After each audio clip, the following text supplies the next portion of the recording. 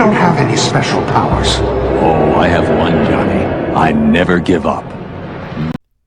Hello everyone, thanks so much for joining me here today as we get to talk about one of my favorite subjects, comic books. My name is Jose. I love comic books, I love talking about them, and I love sharing them with you. Feel free to follow me on social media if you would like. Links are in the description below. I've also posted a link to the DC fan site that'll have plot synopsis and character bios for these issues. So we're going to be looking at two issues, Detective Comics 478 and 479.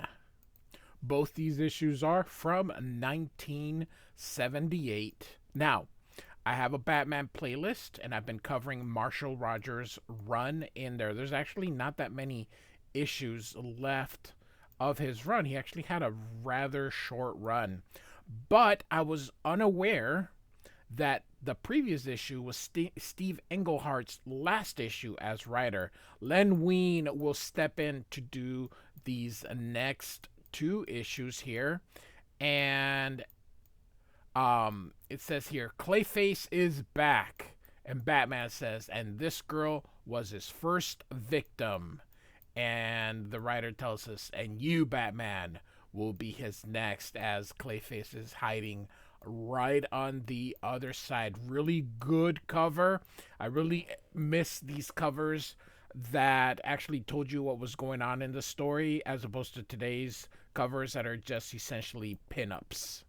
And Marshall Rogers and Terry Austin do this. This is right before or during the time Terry Austin is also inking John Byrne in him and Claremont's great run on Uncanny X-Men. So, Terry Austin, one of the greatest inkers of all time. And so, here we go. Right away, we get the title, The Coming of Clayface 3, and we see Batman attacking these thieves.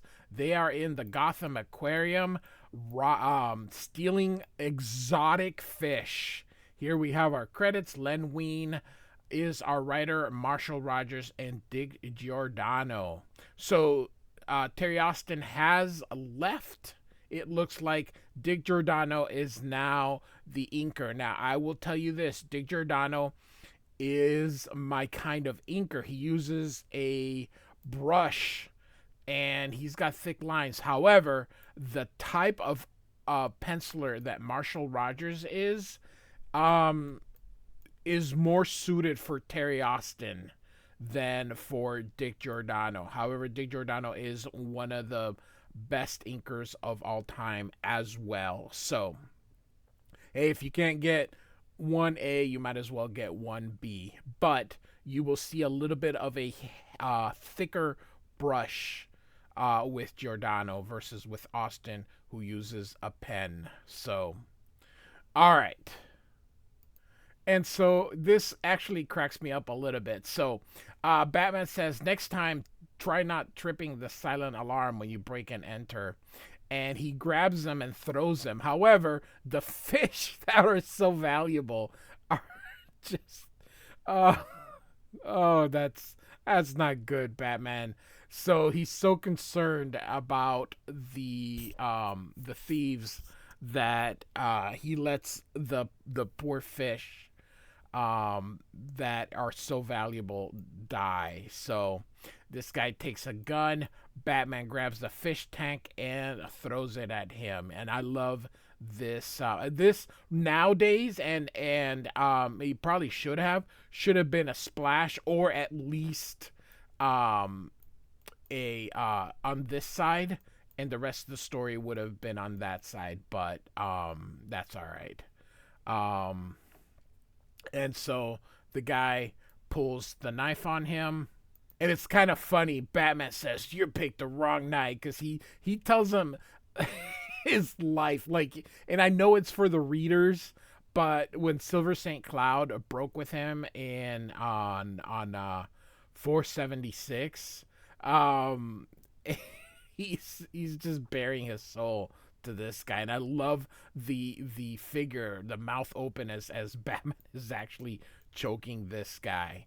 Now, as I mentioned before, you're going to see that the art is different because, again, the type of inker that Giordano is. But Batman's like, pain is what you deserve. And do you understand me, punk?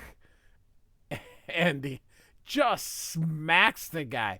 For those people, so he's remembering Silver St. Cloud here as he's beating this guy. So for those of you who think absolute Batman, that Batman is too violent, I would like to show you Exhibit A.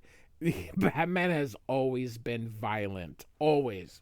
He is a violent man that needs a psychiatrist, but that is what we love about him. So finally someone says, "Hey, what's up?"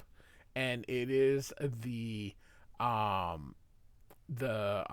police, and they're like, "We'll take it from here." And he finally doesn't even notice that they're there. He's just beating this guy. And Batman just continues and looks at him, finally lets him go. He goes, "You really want this garbage? Then it's yours with my compliments," as he tosses him to the side and they arrest him. Batman basically beats this guy up a bloody pulp here. And they're like, "Geez, what's wrong with him?" Even they notice he's a little too much. So all right, well, he didn't save the fish, so all right. And so the writer, Len Wein. By the way, Len Wein is the co-creator of Wolverine. In case you guys did not know that, he is the writer of the Hulk 181. He's also the co-creator of the X-Men, the new X-Men. He is the writer of Giant Size X-Men #1. And so he lets us know here, Batman goes away thinking his work is finished, but he is wrong. So we are at Gotham City Star Labs, and STAR is an acronym for Scientific and Technological Advanced Research. And the guard pulls up a gun at him. He's like, "Hey, right there." He's like, "No, my life depends on it." And so he shoots the guy. And then he turns and he's like, "Hey, get away from me. I'm warning you." And we know who it is, but the hooded figure picks up the guard here. And he lets him know, "I could have killed you for what you've done." So he walks away, and then you can see that something happens here, and it hurts him. And he's like, comes back, and the guy's like, "Why'd you come back?" "I assure you, my friend, I had no choice. For what I must do now, I do with the greatest regret." And he's like, "Your face, not a terribly pretty sight, is it? But you needn't worry, my friend. You won't have to look at it very long." And kills the dude. Oh, my goodness. That's a horrible way to die. Let me just tell you that there are ways to die, and it's not that they're all good, but there are some that are worse than others. So, all right. And so during this time, Bruce Wayne is not living at Wayne Manor. He's living at a penthouse, and he takes off his uniform, and he's all mad, even smells it, says it's sour, and tosses it. Alfred asks what's wrong, and he says, "I let two punks I tangled with get to me. It's a luxury I can't afford." And he thinks of Silver St. Cloud. And he really loved her, although you couldn't tell. And so he's heartbroken and thinks about the family that he doesn't have. And he pauses here and says, "Forgive me." Again, inking much more different here. And he thinks maybe it's time to quit Batman. And he says, Alfred opens the blinds and says, If so, Master Bruce, now is the time to decide, as there is the bat signal." So not a very dynamic pose here, as Batman just kind of arrives here. And And so Gordon tells him that somebody else has died, only it wasn't a derelict or anything like that, and to tell him who it was and that Gordon knew him. I love this worm's eye view, and then it's in a Dutch angle as well. Very, very, very nice. Really love this panel, and Batman looking particularly brooding. Love the screen tones being applied, and of course the dude just, oh, what a horrible way to die here. And it says here, a killer left a message, and you can see, forgive me here. So, and so we're at the Knickerbocker Wax Museum, Condemned. And of course, all these former wax figures, all these wax figures are there to be demolished. And of course, here we see kind of like some Frankenstein type things here, and we have Clayface having supper here with a woman, is at least what we are led to believe here. And he talks here, calls her Helena, and how much he likes her, and then his origin. Here it says here he's been an outcast, shunned by his peer. He had a physical deformity, and how people just mistreated him, and he wasn't like other kids. Went and got a job at Star Labs, but even then he was ignored. And every time he would go to get some surgeons, everybody, like plastic surgery or something, everybody says, there's nothing we can do for you. Meets the original Clayface, or one of the Clayfaces, because this is number 3, and they tell him that his secrets, and he got a sample of his blood, and he worked diligently to create a formula, and of course he's in the lab, does his stuff, puts it on himself instead of testing it on someone else. Like, hey, there's got to be other ugly people out there. You try it on somebody else first. And instead, it he says here that he said he felt like fire, and he succeeded. And here he is, all pretty.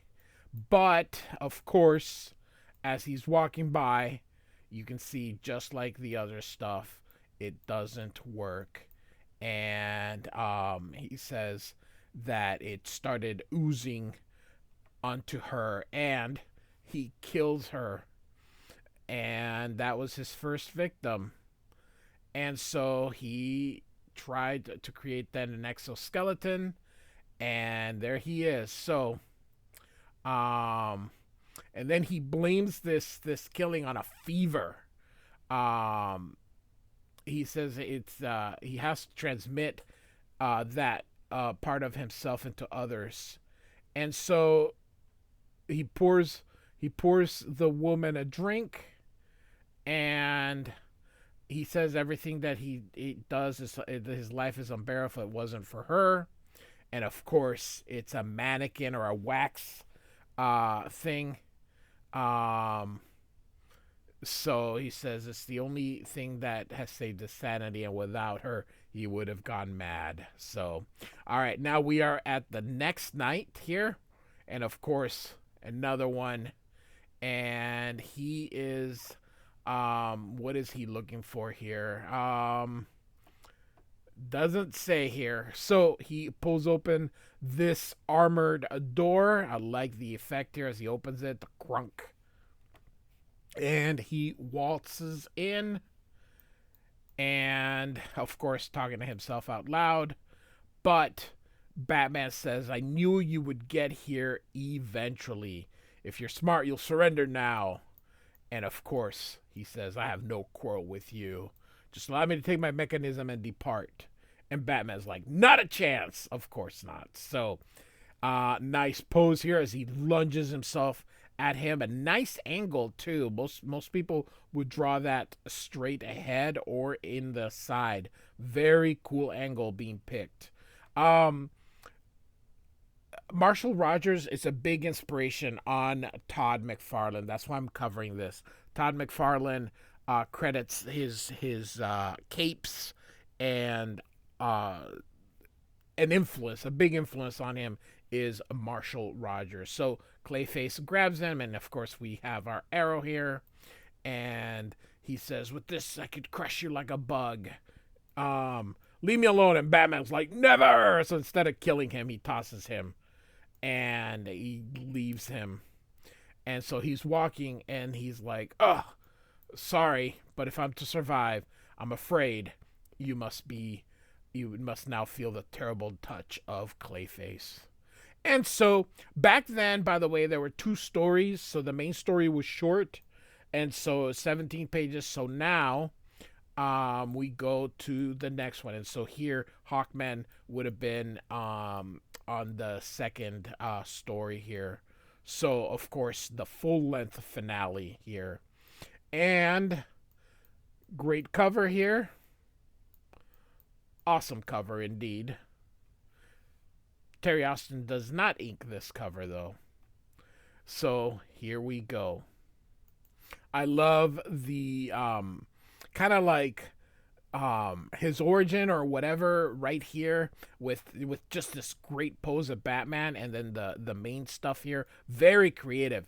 You can definitely see the McFarlaneisms or the things Todd would end up getting from Marshall Rogers here. So in this one, if a man be made out of clay, same credit as the previous issue. So all right, and so he's gonna try and kill him, and you can see Batman kind of pulling, but hey, don't show something unless you're gonna use it here.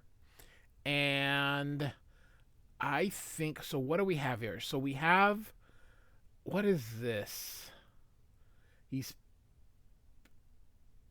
this? I don't know what. I understand. I see Batman's boot, Batman's glove. He's pulling up the dead guy here, but that doesn't seem to, and he's not really saying. So I guess, is he remembering what he did? Because this has to be, because he's remembering, and so this is the dead security guard kind of being pulled up by Batman. So anyway, he grabs that big ass cable here and electrocutes Clayface here.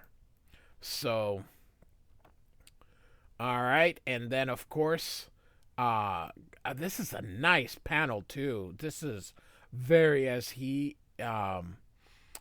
is he kicking him or is he falling back? And then Batman, I guess Batman is moving back, and so he's gonna use his smoke bombs, and Clayface is gone just like that. And so the mechanism, he took it with him, and then here's the car engine start, and so he goes, and the Batmobile is gone.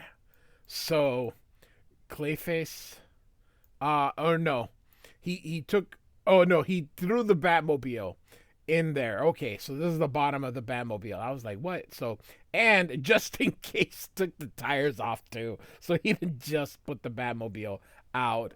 Oh, being Batman cost Bruce Wayne a lot of money here.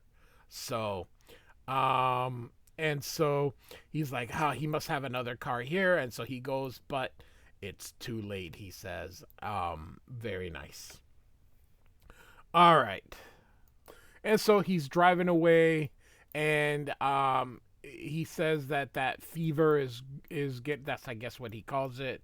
And you can see it's manifesting more and more, and so he ends up crashing. And so he gets out of the car, and of course, cars always blow up in the movies. At least they always did in the 70s and 80s. A car goes back, boom.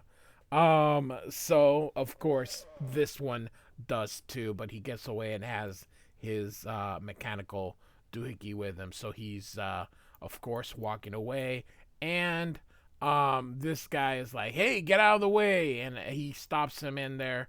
And the guy was going to run him down, but of course he's got super strength here, so he braces. A nice illustration there, and he's is this a Porsche? I think it is. And so this guy's gonna fight him, and of course, you're ugly.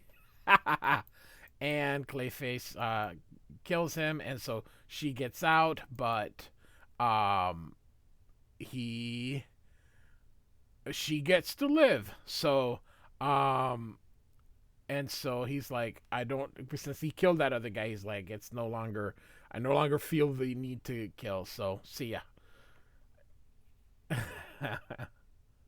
And so we go to the Wayne Foundation. Of course, Bruce Wayne lives in that penthouse up here. And so nice. And then someone comes through. Now, we don't see who it is, but you see the cat here. This is Selena Kyle. This is Catwoman. This is part of a story that is not one that we will be covering because I'm only covering the Marshall Rogers run. So this particular story is not. So I'm just telling you right now that this is Catwoman. And she wants to see Bruce Wayne, and they're like, he left a few hours ago, and says, may I say who's calling? He's like, no, I'll come back when Mr. Wayne is in. I rather prefer my visit be a surprise. So the reader doesn't know who this is, but I'm letting you know that it's Catwoman. So, and I like how Len Wein says, unfortunately, the identity of the mysterious caller must wait until a near future issue of Batman. So, all right, here we go. Batman shows up. Did he run this entire time? And she's like, oh, it's a monster. And he comforts her, but suddenly here, when at last the tears cease flowing, he turns her face to his, and he says, no. And she looks like Silver St. Cloud, and so now he's like, oh, my girlfriend, I'm so lonely. Oh my God, that it's good though. It shows Batman is human. So, all right, this guy back in those days, you normally somebody else would pump the gas for you. And he's gonna be, that's $8.50, and he's like, oh, your face. And he's like, get away. And so he leaves and calls the police. So, all right. The police, of course, have a roadblock.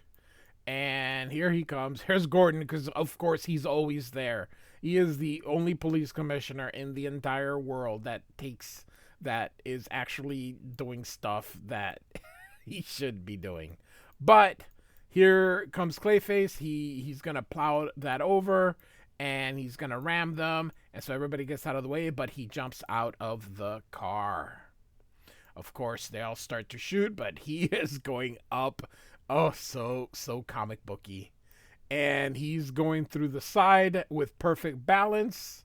And of course, Batman is there ahead of him. So, he's like, why do you keep hunting me? And Batman says, because it's my job. And so Clayface jumps, and Batman says, Clayface has eluded me for the moment, but he and I will meet again. But of course, that is not the end of the story. It would have been a bit of a what? And so we're back at the Wax Museum here. And he's like, I will be normal again. And so he gets his little device. He's like, what's wrong? And of course, Batman, what a jerk. He unplugs it. And he's like, not again. Batman, poor thing. He goes from, in the 80s, he's a bit more compassionate. Like, I'll help you. Like, you see what Batman is now, but this guy was a jerk in the 70s. Very like, whatever. And so he unplugs it. He doesn't even let him get help.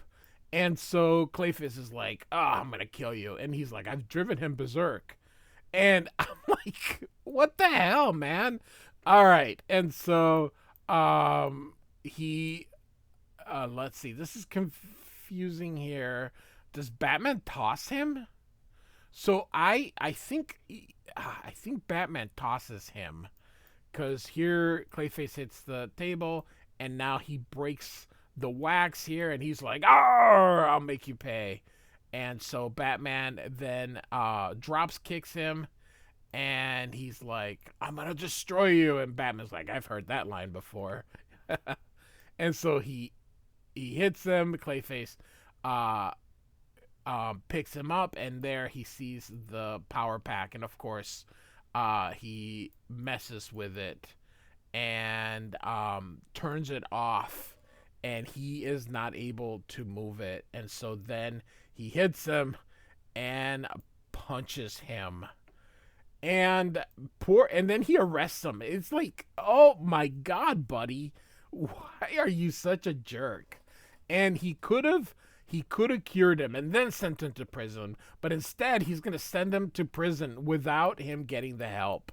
And so the guy comes through, and of course the museum is on fire, and he's like, Helena's still inside, and he breaks and snaps off. He's like, I'm coming, and he goes in, and the building explodes, and they think that he died in the fire, and they're like, um, Batman. Oh, they were talking about that they'll see in the autopsy, but there's nothing left, and so yeah, and so it sort of ends with Batman being a jerk. Could at least let him have the cure, but nope, not this Batman. So all right, Detective Comics 478 and 479 by Len Wein, Marshall Rogers, and Dick Giordano.